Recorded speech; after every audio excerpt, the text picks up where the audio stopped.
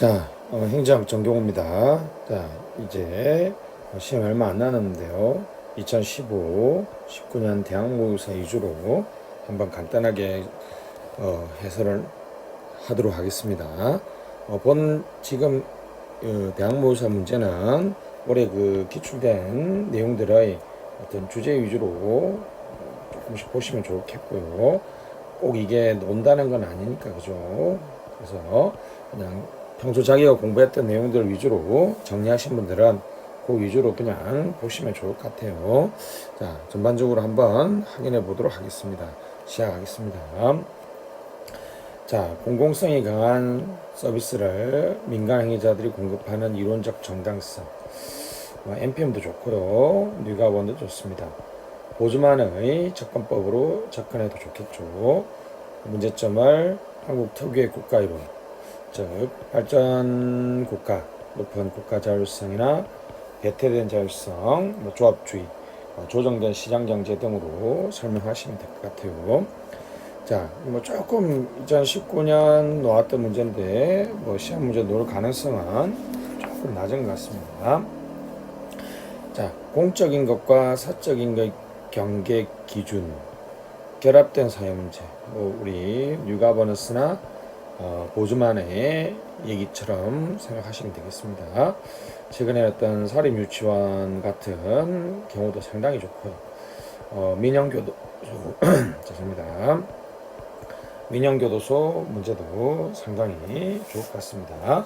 공적인 것과 사적인 것이 결합된 문제죠. 그래서 시민사회 역할 됐습니다. 그래서 우리 사회적 기업 같은 얘기를 끌어서 그죠? 뉴가버넌스적인 맥락에서 설명하시면 무난하게 문제를 풀 수 있을 것 같습니다. 자, 그 다음에 이 문제는 너무나 뻔한 얘기니까 신공공관리 거버넌스 개념에 대한 얘기니까 그냥 간단하게 넘어가도록 하겠습니다. 이 문제는 2018년도에 나왔던 문제입니다. 시민참여 유형은 19년도에 나왔던 문제고, 공론조사하고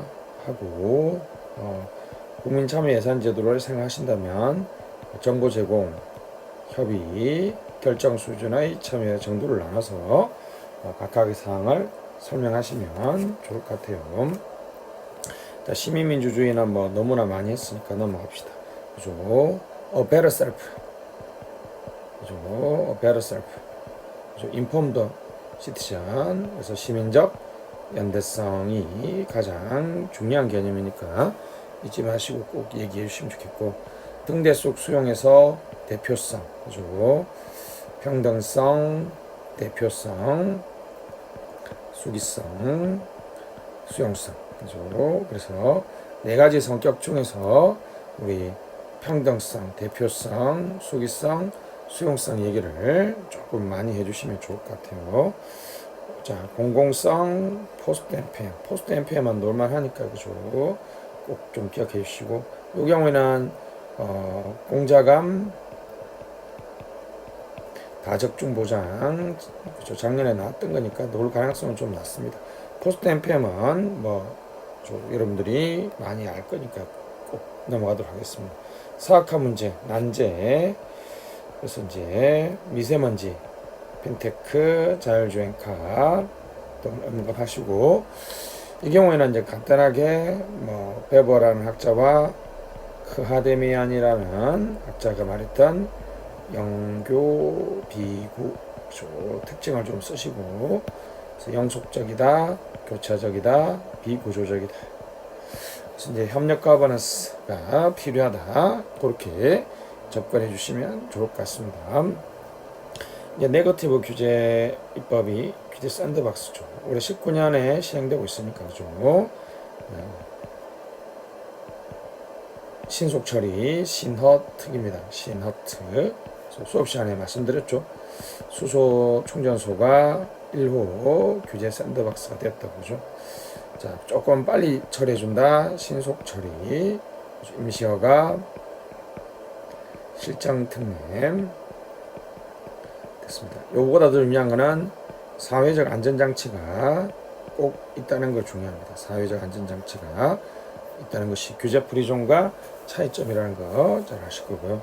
자, 행정 이념 이건 못 넘어가고요. 과학 기술성 이건 처방성 NPM하고 됐습니다. 여기 이제 처방 이 경우에는 우리가 이제 규범적인 측면의 연구가 되겠고, 과학성은 설명, 인과관계를 밝히는 문제가 되겠습니다. 그래서 노 확률이 적은데 기존 이론을 보면 되겠습니다. 여기는 이제 정행 이원론적 관점이고, 정행 이론론적 관점이다. 간단하게 기억하시면 좋을 것 같아요. 올해 놓은 시험 문제 중에 가장 재밌는 거는 사회적 경제 또는 사회적 가치에 관한 내용이 되겠습니다. 자세하게 설명드리기는 좀 어려운데 그죠? 됐습니다. 사회적 경제나 사회적 가치에 관한 것들은 실전 중심 행정학 체계 간단하게 그렇죠? 2012년 영국에서 시작됐고 우리나라는 14년 사회적 가치에 관한 실현법이 그죠? 기본법이 지금 발의되어 있습니다. 이거 꼭 좀 적어주시고 그죠? 그러니까 사회적 가치와 공공 가치는 사회적 가치가 우리 굳이 추구하는 것이 인권, 그죠? 우리 안전, 약자 보호. 우리 사회적 가치 기본법에는 14개 정도가 규정되어 있는데 그거까지는 기억하지 마시고 이런 것들이 우리 공공 가치가 상위 개념이고요. 그 밑에 하위 개념으로서 사회적 가치가 관련되어 있다는 것이 되겠습니다. 사회적 가치와 관련된 정책은 여러분들이 아는 내에서 써주려면 사회적 기업을 써주시면 되겠습니다. 그죠? 사회적 기업을 써주셔서 사회적 가치와 연결해서 얘기하면 되겠고, 됐습니다. 그 사회적 가치에 대한 정부 개입의 문제점, 근거, 정부 개입은 기본적으로 말하면 정부 실패론을 끌어서 쓰시면 될 것 같습니다. 그렇게 어려운 문제는 아니고요. 여기서 꼭 기억해야 될 내용은 우리 사회적 가치에 관해서 우리 영국에서 시작되었고 2014년, 17년에도 발의되어 있습니다. 사회적 가치 실현 기본법이 있다는 거 잊지 마시고, 그래서 이제 사회적 가치 실현 기본법에는 우리가 사회적 가치 위원회를 대통령 밑에 둬서 각 기관들은 사회적 가치에 맞게 평가하겠다는 이론이 있습니다. 그거 조금만 기억해 주시면 좋겠습니다. 특별하게 노력 정도는 아닌데 요즘에 하도 강조되니까 그냥 한번 보시면 되겠고, 자, 시험에 나오면 사회적 기업 여러분들이 아는 사회적 기업의 논의를 맞춰서 간단하게, 그래서 여기 요 사회적 가치 실현 기본법 여기 써주고, 그 대표적인 제도가 대통령 밑에 위원회를 둬서 공공기관 등을 거기에 맞춰서 평가하겠다. 그래서 그것의 핵심적인 사회적 가치 핵심 내용 이런 건데, 이것이 공공가치, 공공성에 관련돼서 상위 개념으로 공공가치가 있다. 그리고 구체적인 예는 사회적 기업이다. 이렇게 정도로 기억해 주시면 좋겠습니다. 자, 다음은 우리 조직. 이렇게 요 정도는 그죠? 너무 무난한 문제니까 넘어가고. 자, 이게 작년 18년에 나왔던 문제입니다. 이것들은 그죠?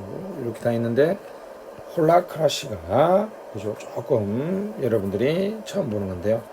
실전 책에 그죠?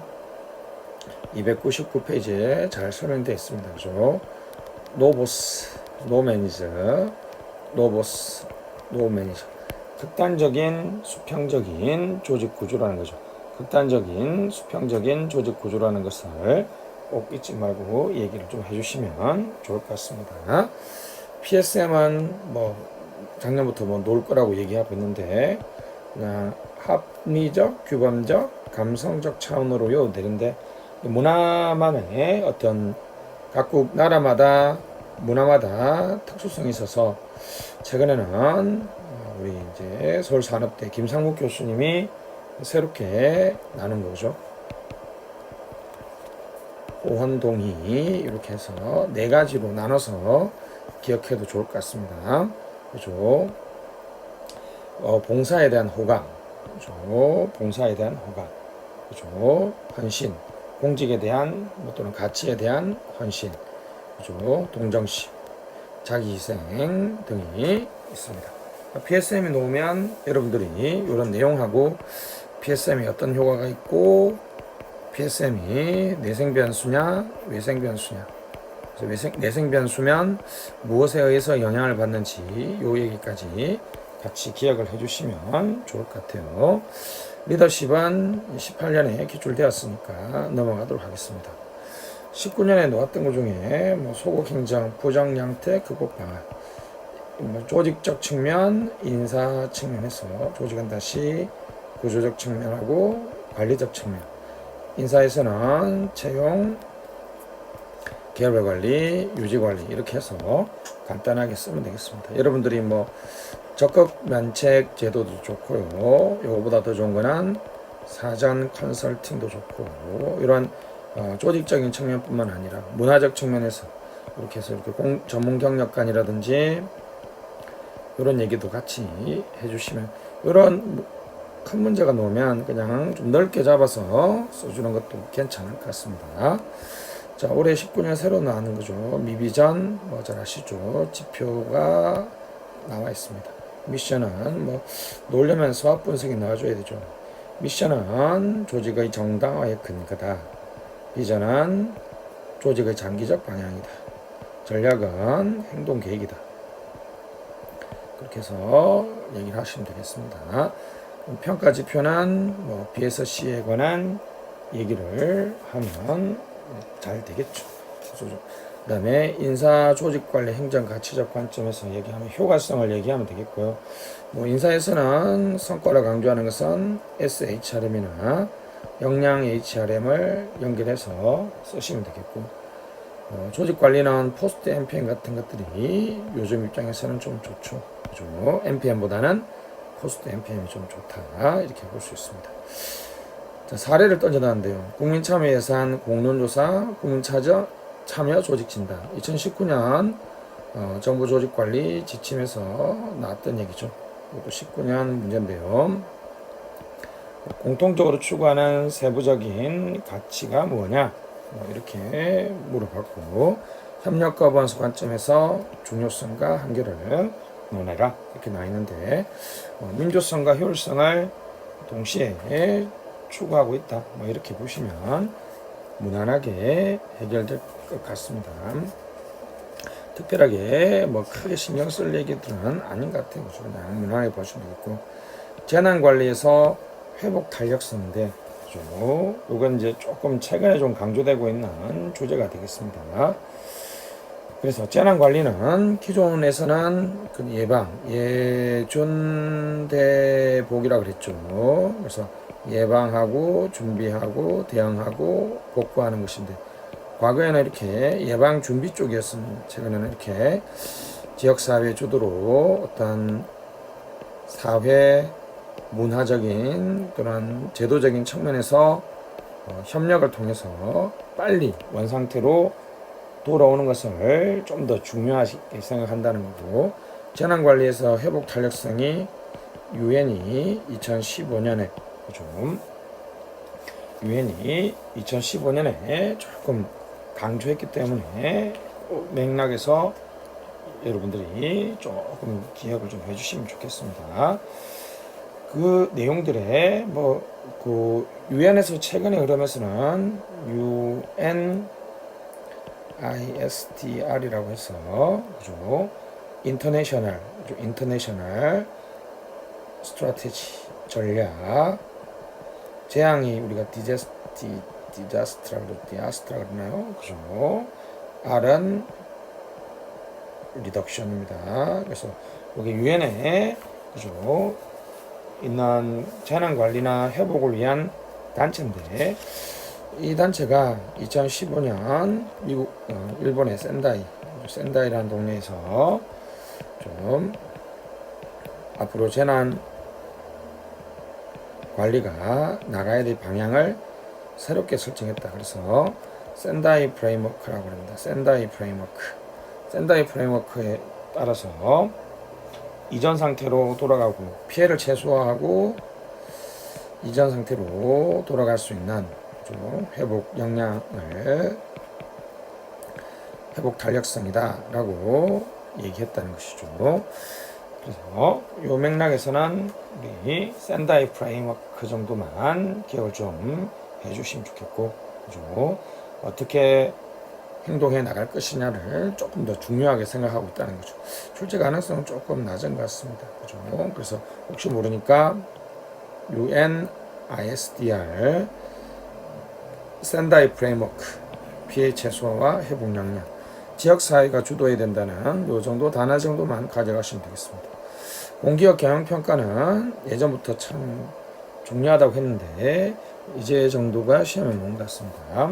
공기업 경영평가의 지금 주체는 기획재정부가 하는데요. 일단은 위원 선정에서 너무 그 기획재정부가 주도적으로 하기 때문에 그죠? 조금 투명성이 낮다. 떨어진다. 그리고 예비 평가와 본평가와 메타 평가, 재평가를 해야 되는데 그러한 평가의 체제가 제대로 구현되어 있지 않다. 그죠? 그리고 평가의 내용에서는 정량적이고 정성적인 평가를 해야 되는데 특히 평가의 내용에서는 우리 정치적인 입김이 많이 작용합니다. 4대강 사업이라든지 창조경제라든지 등등의 어떤 정권이 강조하는 내용이 공기업 경영평가의 내용에 들어가 있다는 것이 상당히 큰 문제다 됐습니다. 이 정도까지 기억하시면 되겠습니다. 특별하게 더 기억하실 필요는 없는 것 같아요. 자, 다음 인사행정입니다. 인사행정은 자, 바람직한 인재상 역량 방안은 여러분들이 융합인재 아니면 인사비전 2045에서 보는 네오르네상스형 인간이라든지 이런 식으로 설정하고 역량 강화에서는 역량의 개념을 잡아주신 다음에 역량 채용, 역량 교육, 역량 평가, 역량급으로 연결하면 되겠고, 자, 제가 행정학 시간에 강조했던 역사적 발달 과정을 구분하고, 잠깐만요. 반짝반짝하는 게 제대로 녹음되고 있다는 겁니다. 됐습니다. 주요기는 우리 잘 아시죠? 조직 성격은 독립성, 그죠? 그 다음에 합의성 이렇게 나눠서 독립 합의형과 비독립 단독형 이렇게 해서 그죠? 요 기본 틀에 기능적인 면에서 전통적 기능과 현대적 기능을 연결해서 해야 되겠고요. 여기서 이제 우리나라의 역사적 발달 단계를 쓰라는 거니까 요걸 못 쓰면 이제 점수를 못 받겠죠. 제가 그래서 수업 시간에 많이 강조했죠. 총무처에서 중앙인사위원회를 갖고 이명박 정부에서 인사실에서 박근혜 정부에서 인사혁신처로 왔다는 것. 그래서 이제 구조적 특성과 효과적 측면에서 어떤 기능, 결국은 전략적 인적 자원 관리나 역량 또는 다양성 관리를 위해서는 우리나라에서는 인사실이 미국의 OMB가 돼야 되고요. OPM이 돼야 되고 됐습니다. OPM이 돼야 되고 우리나라에서는 이제 실적주의 보호위원회 같은 미국에 이런 제도가 없다는 걸 그래서 이제 소청심사위원회 확대 개편이 필요하다는 얘기를 제가 늘상 했는데 그 내용 위주로 기억해 주시면 좋겠습니다. 자, 대표 관료제 다양성은 너무나 잘 아는 것처럼 내적, 장소적 다양성. 자, 이쪽은 자세하게 해설을 못 하는데요. 제 유튜브 채널에 다시 보시면 2018년 지금 같은 대학 모의고사 해설이 있습니다. 그 해설을 같이 보시면 되겠어요. 블라인드 채용 넘어가시고 여기 2019년 나왔던 건데요. 공개 경쟁 채용과 경력 경쟁 채용 채용 제도인데 중간에 읽어보면 직위 분류제가 나와 있죠. 도입 여부에 대한 이렇게 놓으면 이제 이거는 답은 딱 계직제죠. 그죠? 계직제로 가야 되니까 계급제를 기본으로 하고 직위분류제적 요소를 강조해야 되고, 그게 핵심이 개방형이니까 아예 경력 개방형으로 가든지, 기존에는 개방형 직위제도, 공모 직위제도, 민간 인사교류, 그죠? 근무휴직제도죠. 이런 제도들 얘기를 쭉 하면 되겠습니다. 좀 경력 경쟁 채용 얘기를 하면 되겠고, 속칭임용제는 했고요. 작년에 공개 경쟁 역량 이슈 패스트트랙 됐습니다. 다시 자세하게 설명 안 하는 이유는 다시 2018년 대학모의고사 다시 한번 보시면 되겠고, 됐습니다. 워라벨 됐습니다. 뭐 너무나 많이 했으니까 넘어가시고, 자 삶의 질인데 베러 라이프 인덱스 됐죠. 자 수업 시간에 얘기했습니다. 2011년부터 OECD는 비욘드 GDP라는 관점에서 삶의 만족, 워라벨, 건강, 공동체 등 다양한 삶의 질 관점에서 어떤 얘기하고 있습니다. 워라벨이 측정 지표를 여기서 많이 가져왔으니까 그 관계에 대해서 간단하게 아시면 되겠어요. 베러 라이프 인덱스라는 게 있다는 것 정도만 아시면 될 것 같습니다. 자, 그 다음에 여타 면제는 올해 19년 입시에 나왔고요. 제가 삼순환 마지막 문제로 냈습니다. 입시 보기 이틀 전인가요? 그죠? 그래서 넘어가도록 하고요. 결산도 충분히 설명되어 있고, 시민 참여는 앞에 했고요. 재정 준칙도 우리가 하는 것처럼 들어올 때는 세입 준칙, 나갈 때는 지출 준칙, 수지 준칙, 채무 준칙이라는 관점에서 얘기를 하시면 되겠습니다. 재정 성과 관리는 자율심 됐습니다. 자율평가, 신청평가, 성과 목표 관리 제도 18년 해설 얘기를 다시 안 할 수가 없습니다. 보시면 되겠고, 전략적 리뷰가 19년 나왔거든요. 이거 좀 많이 설명해야 되니까 그렇고요. 그 다음에 작년에 메타 평가가 없어지고 핵심 사업 평가가 들어갔다는 것이 아주 중요합니다. 최근에 신성과주의의 변화, 신성과주의 예산의 가장 큰 변화죠. 그렇죠? 전략적 리뷰가 늘어나고 자율성이, 부처들의 자율성이 강조된다는 거죠. 성과 기반 정부에서 성과 예산 제도로 바뀌면서 이제 어떤 예산과 평가 결과를 예산과 연계하는 것을 요즘에 하지 않는다는 게 중요합니다.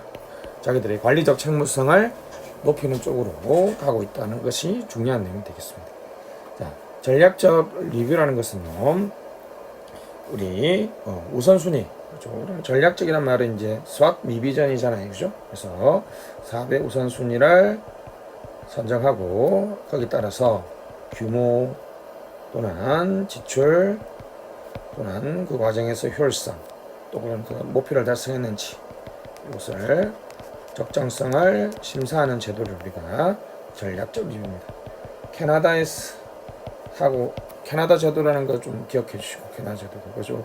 규모, 지출, 효율, 효과성, 적정성을 평가한다는 거고, 우리나라에서 지금 기재부가 자체적으로 하고 있는 게 바로 요 규모, 지출, 효율, 효과성에 관한 적정성이 되겠습니다.